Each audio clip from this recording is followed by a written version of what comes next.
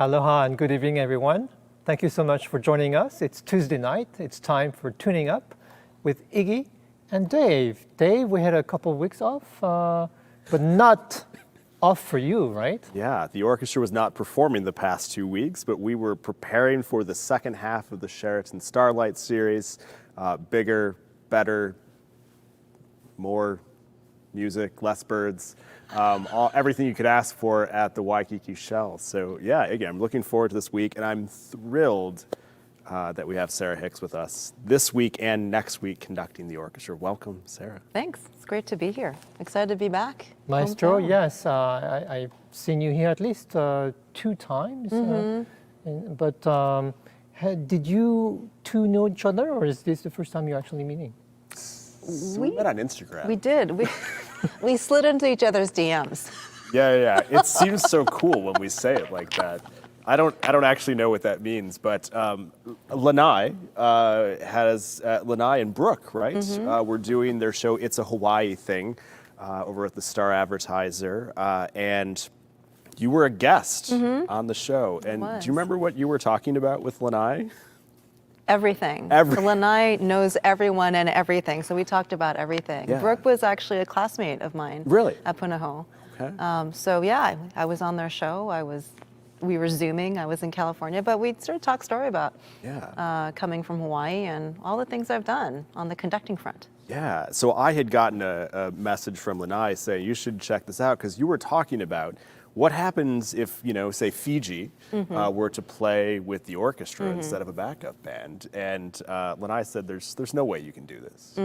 I said, yeah, there is. Of course there is. Of course there always we is. have to do this. Exactly. This is the future. Must, yeah. Yeah, absolutely. So that's how we first connected, Iggy, was actually thinking very much outside the box of what the role of the symphony could be artistically and community-based and socially and all those good things. So. And of course, you grew up here, and you're sort of a cultural ambassador to Hawaii, because everywhere you go, as busy as you are, people know that you're from Hawaii, and there's a wealth of culture and great music that started here. One of the questions that Dave asked to ask is take us to the beginning. But before we do that, another thing that you have in common with Dave is that you are both viola players? It's one of my great secrets. Thanks for bringing that up, Iggy. Never tell people that you play the viola, because then they'll want you to play the viola, right? Because there's always a violist missing somewhere. So I've learned not to talk about it ever. But yes, we share that in common. We're both part of the offbeat club. The papa, the papa of the papa. The oompa, yes. yeah. The oompa, I see. The pa. And it's very important, because if the oompa is not there, There's then nothing. Then there's nothing. It's like operating without a fishnet. It's sort of like Fight Club, Iggy. This isn't something we would like to talk about with Concertmaster. How about talking about our sponsors? Yeah, absolutely. We'd of course like to thank Hasser Wines for their support of tuning up here every week. We have a wonderful bottle of Opalo. And Iggy, do we have a quiz question this evening? What is our quiz question? Liria?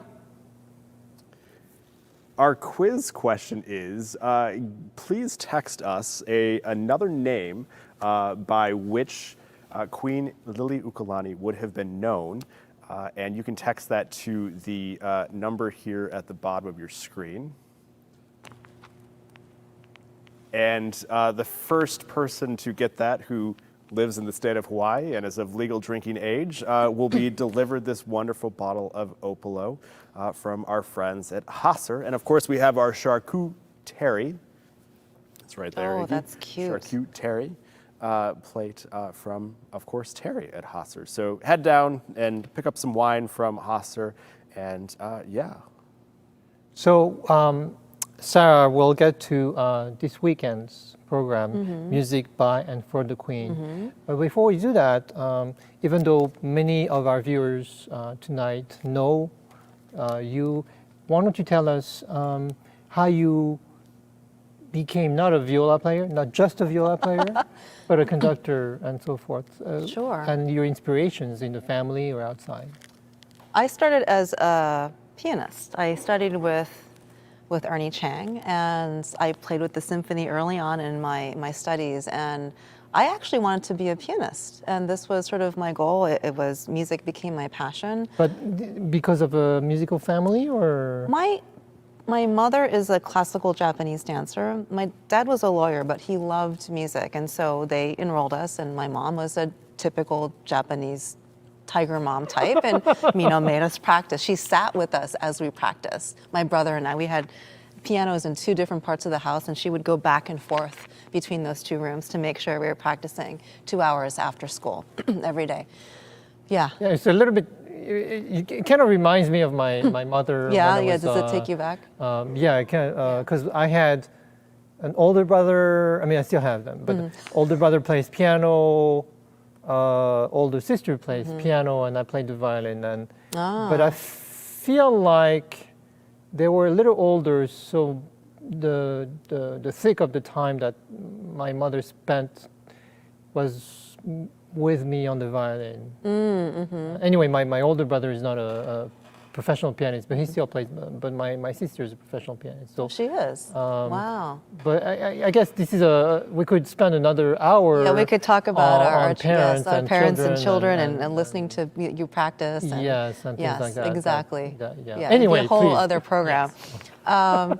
No, I started when I was 5, studied with Ernest Chang, and I was not a terribly verbal kid, and I could best express myself through writing and playing music. And so that became a voice for me. And so it was really important to me, and I really wanted to be a pianist. And into my mid-teens, I have very small hands. This is an octave for me. And I was playing huge repertoire, and I was having a lot of hand problems. And that's really traumatic when you think that this is your voice. And so I was in my room really upset, and my dad came in and he said, "Stop crying. You can always hold a stick." And that's when I realized, oh, I can be like my hero who I watched on TV when I was a kid, Bernstein conducting the Vienna Phil, who I loved watching from when I was 5, 6, 7. And I thought, I can be like him. Well, not exactly like him, because, there's only one Bernstein. But then I really thought about conducting. Fortunately, at Punahou, there was a great orchestra. I was playing the viola in the orchestra, and Dr. Mike Allard was there. And I remember saying, "Dr. Allard, do you think I can try this?" And he just gave me his baton and went to take a phone call. And the orchestra was performing, or they were playing Dvorak's 8th Symphony. So that was the first thing I conducted, was the entire first movement. And I thought, I can do this. And later on I found out, also as becoming a conducting teacher, that there are some people who have hands, which it's very natural for them, and some people who are great musicians but don't necessarily have hands. And I learned early on that I have hands. And so I was like, okay, physically this feels comfortable for me. Where can I take it? So that's what happened. Yeah. So your very first experience was a positive one, because it's not Very like positive. you asked and your teacher said, "No, you can't do it because you're too young," or you're blah, blah, blah, blah. Exactly. As you went on, did you always have a positive experience, or did you find teachers or whoever kind of say, "No, you can't do it because fill in the blanks"? So let me skip over. I went to college at Harvard. It was great. I was a composition major. There was no performance major. I loved it there. Wonderful. Took a couple of years off, traveled in Europe, was at the Cleveland Institute, got into Curtis. Great, great school. Very excited. I went there. The teacher there, his name was Otto Werner Müller. He is deceased. Very old school German teacher. He was like 7 feet tall. His head was this big.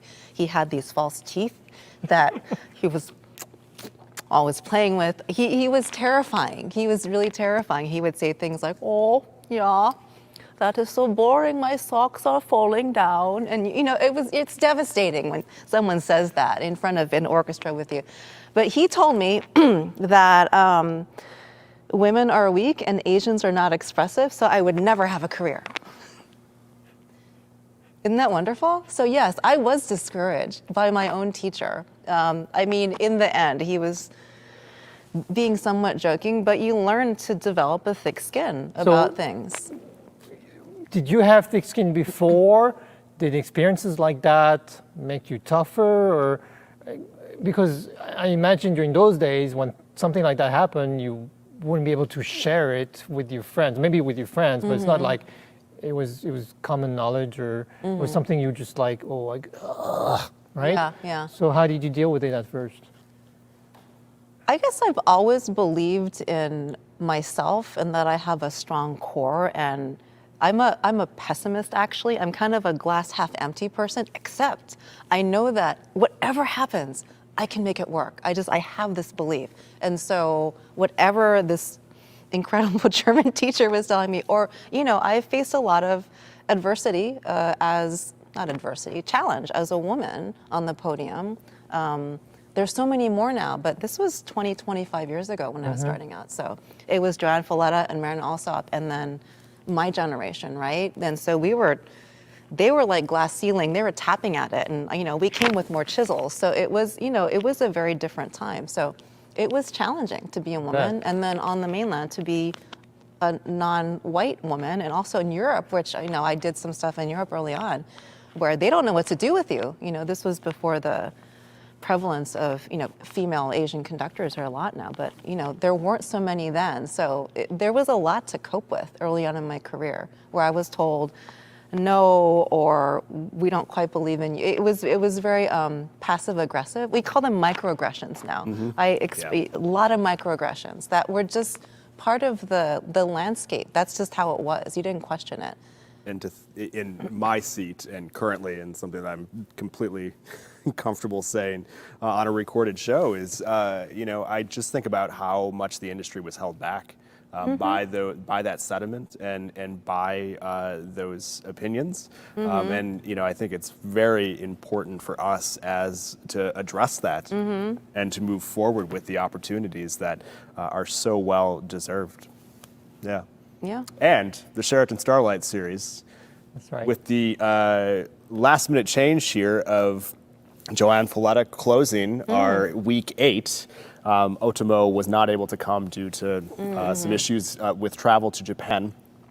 But 7 out of 8 weeks of our season are conducted by female conductors. So. And it's very interesting you mentioned Marlene Alsop and Joanne Falletta, but my very first professional orchestra experience, my first job, was with Colorado Symphony, which is where Marlene Alsop was the music director for a while, and then I came here, and of course Joanne Falletta's presence has been constant since then. So you mentioned something about writing being a form of expression. I want to get to that part, but we were talking about very strong women, music by and for the Queen. Tell us about what to expect about this weekend's concert. So it begins, I'm going to start with, I'll go in chronological order. We begin with a new overture by Michael Foumai. I'm going to get the title wrong because it's a very long one. Overture based on the themes. I'm going to cheat. I'm going to read. Please cheat because it's a long title. It's Overture on themes from the songbook of Her Majesty Queen Leo Kalani. It's a premiere. This one is this version. Yes, there's a smaller version that has been done before, but this is the world premiere of this full orchestral version. Yeah, it's lovely. It has a waltz that she wrote. I read a lot about Leo Kalani and discovered all this incredible music, and it's incorporated in the overture. And then there are a set of songs. This was a program that was put together several years ago, I believe in 2019, and this is, we're bringing it back to light, and essentially all these incredible songs written by Leo Kalani. So this was a project that happened already a couple years ago, and I believe the brain of this is Moon Kauakahi, formerly of the Makaha Sons. They're famous for having worked with Israeli Kamaka Vivo Ole. Sorry, I had to break my names. Apologies. But it's a wonderful format or set of all those wonderful pieces by Queen Leo Kalani. So for this weekend, you worked with Michael Foumai on his overture. You also worked with Moon. How was it talking to them? Did they share any vision, or this is we're gonna present this part of the Queen, or how was it working with them? I got to chat with Moon on Zoom. I mean, this is so hard to work in this day and age, you know, to be able to, I mean, we're sitting on stage together, but this is a very recent development. And so having to do so many things by remote, but it was great to meet Moon and sort of capture the spirit of what's happening and all these incredible artists being brought on stage, and to bring this music to light and in an orchestral format. It really gives it a different life and different colors, and just discovering this music. One of my favorite songs is Okalani, and it actually, there's a wonderful sort of harmonic shift in the middle. It goes into a different key and you're like, and then it goes back to the original. I mean, there's sophistication to these songs that she wrote. And I remember as a kid in grade school learning about Queen Leo Kalani and the fact that she was also a composer. And in my mind, I was like, this is amazing. She was a queen and she wrote music. You know, this was just like sort of eye-opening for me. So to be able to perform that on stage at the Shell is going to be really exciting. Yeah, you're very much looking forward of having you sharing the stage with all those wonderful artists, Robert Cazimero and Raiatea Helm, Dale Beazley, and Ho'okena, and David Kauahikaua. Dave, is the Leo Kalani Trust has been very involved in this project? Yeah, so this has been a real collaboration and partnership between the Hawaii Symphony Orchestra and the Leo Kalani Trust. You know, back, I don't know, probably about a year ago at this point, I was given access to an archival piece of footage of this project that had been done in September of 2019. And as soon as I saw it, this narrative, this story that's being told throughout her music, and, you know, again, as being a kid from Chicago who never learned in grade school about cultural history here, that this is a story that needed to be told outside of Hawaii. And, you know, I think about the ability of a symphony to be able to help tell that story, something that's relatable in other places, and to be a partner in this. So we approached them about doing this, and it was originally done just as an education opportunity for the beneficiaries of the trust. And so this partnership has allowed us to offer that to those kids again this year. If you're there on Saturday evening this week, it'll be a concert experience like you've probably never had with the Hawaii Symphony Orchestra before. If you're a subscriber and you're there, the place is going to be filled with kids experiencing this for the very first time, and it's going to be very special. If you're there on Friday and Sunday, it's still going to be a wonderful performance, but it may look and feel a little bit more like your normal symphony performance. But, you know, this really was this opportunity to tell this story and to do it at the Waikiki Shell underneath Diamond Head, this sense of place that we've all felt at the Waikiki Shell throughout the Starlight Series here, but then also for us to capture it on film so that we can, in the future, continue to tell this story on a much larger scale outside of Hawaii. And I understand that, you know, she wrote hundreds and hundreds of songs.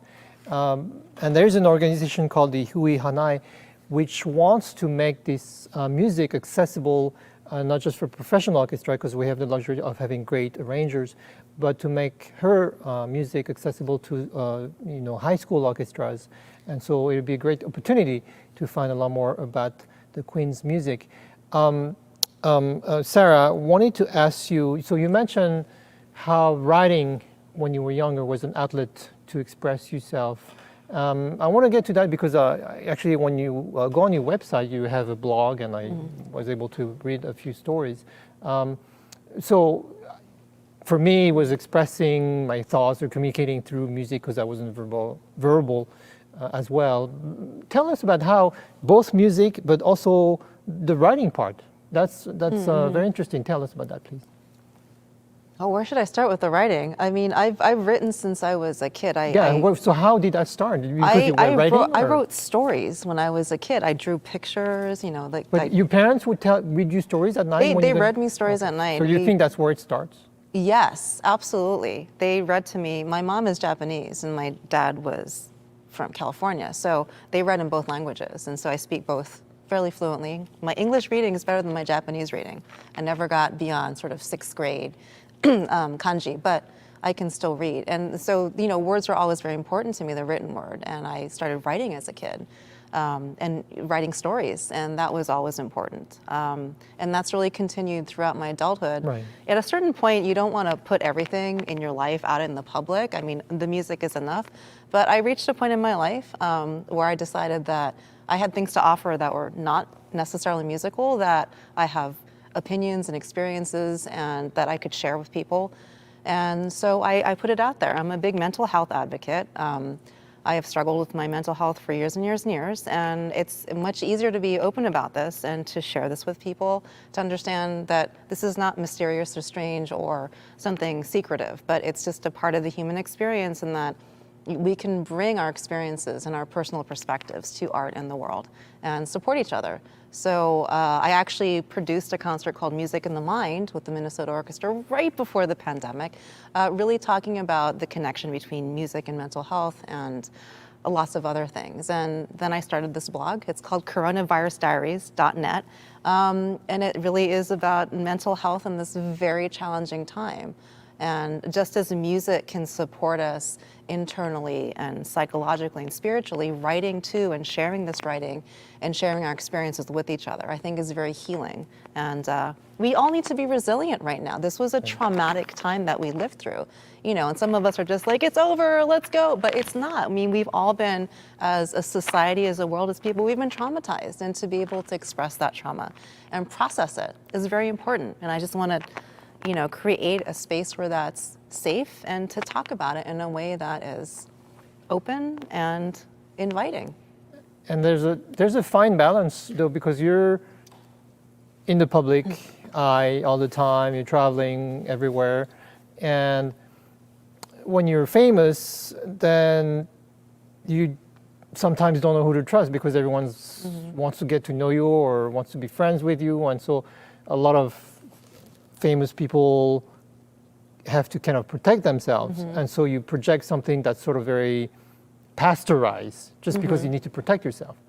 And so it's hard to get to know you. But at the same time, when you start writing, then maybe you feel like it's a safe and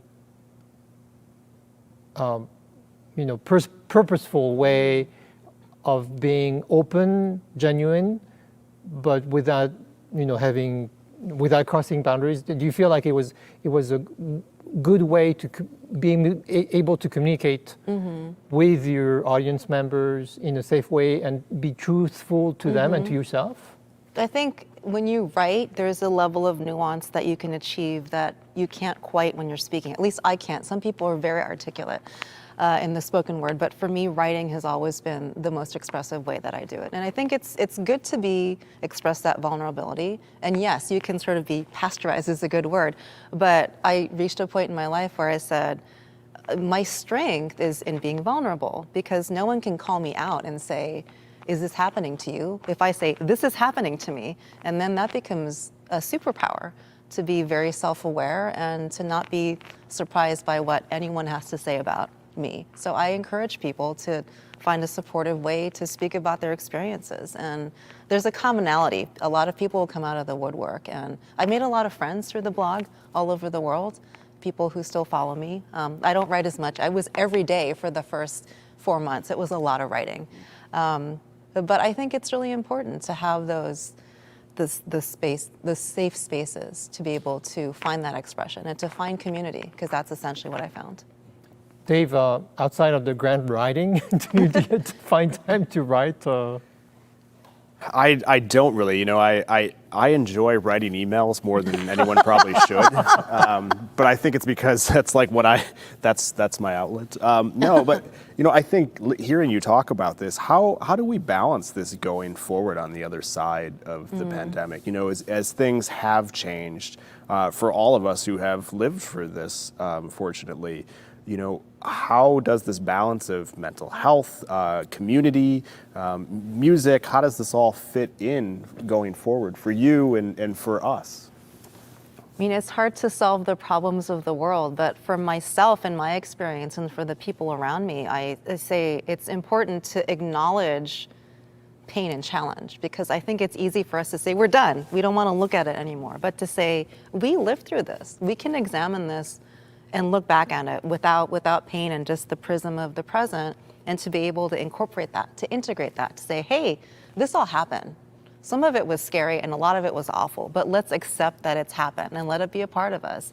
Talk about it openly and not look at the past and our challenges with fear, but just as something that we've all gone through, and then it's okay.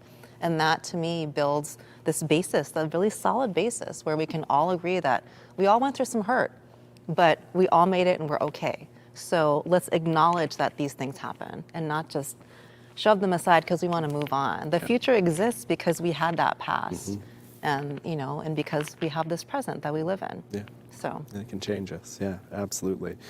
Well, not to take a hard left here, but I have to ask. Iggy talked about famous and celebrity and all these sorts of things.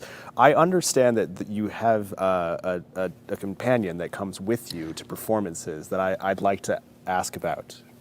I was gonna bring him today, but he went to the beach. He's a little sandy. Oh, okay.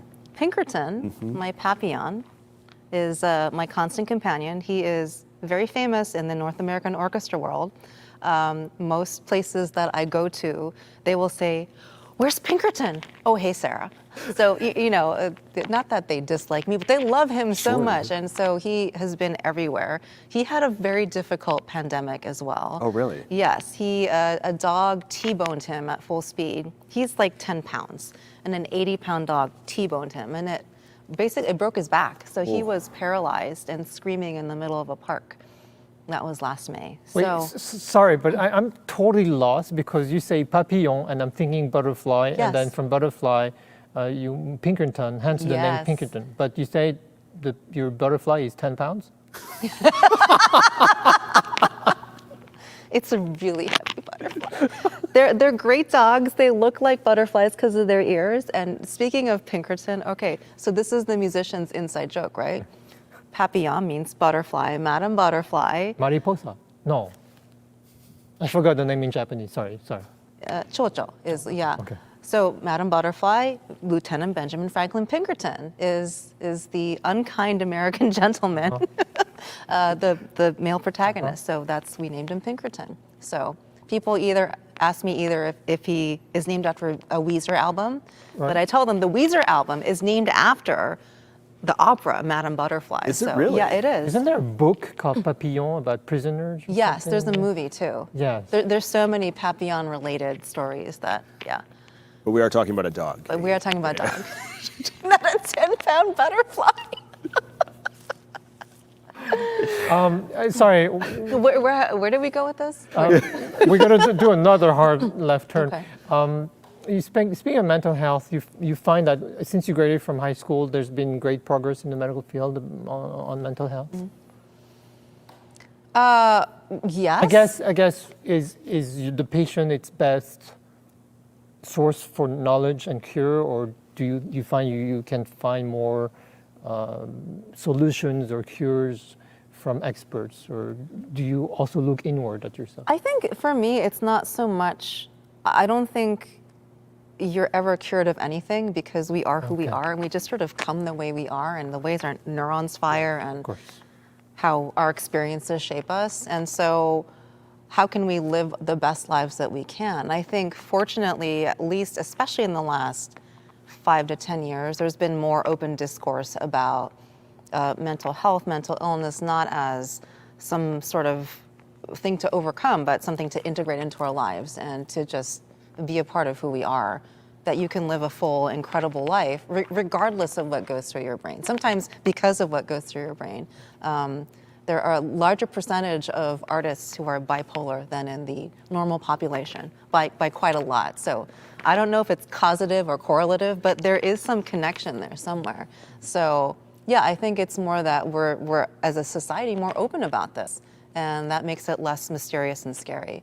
And then that lets everyone live a fuller life. So for me, that's been the most helpful. And we want to keep making it better. It's just easier to talk about. Well, we like to close the show talking about the future, and so we've got 2 wonderful weeks of performances ahead, and tickets are still available for Friday and Sunday of this week, our performance of the music by and for Queen Liliuokalani. So please join us for that. And then we've got West Side Story and More, which is a really fun program with Makana, with one of our Nahoku Opio Young Stars winners, Sophia Stark, Bernstein, Copeland, Torquay, Foumai. Yeah, all of those wonderful things. Very eclectic program. But what's next after that? What are you looking forward to? Oh, I'm just looking forward to things coming back to some modicum of normal. And things are coming back on the books for me professionally, which is really exciting to be able to start working on those projects that were put on hold all of a sudden and to go back to that. But also, I think it was a great hard stop for the world, right? To sort of reimagine how things could be. And I really went from, I was on the road for 37 weeks in the 18-19 season.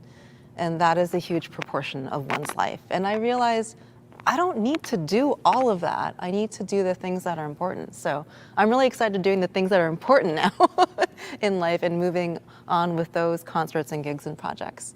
And just, having a better life balance. So I'm looking forward to, things being the same but different, if Good. that makes any sense. That's a great answer, and we feel so lucky to have you in Hawaii here for these 2 weeks, and we look forward to, of course, having you back in the future as well. So Me I too. know this is home for you, and it's our pleasure, our opportunity. So Thank you very much, Sarah. Thanks. Yeah. Thanks, guys. well, I think we've got a rehearsal to get to, so. Late Thank you rehearsal. for joining us on a Tuesday here for Tuning Up. Next week we'll have Sophia Stark as our guest alongside Sarah Hicks, our conductor. And yeah, see you at the Shell. How about that? Yes. See ya.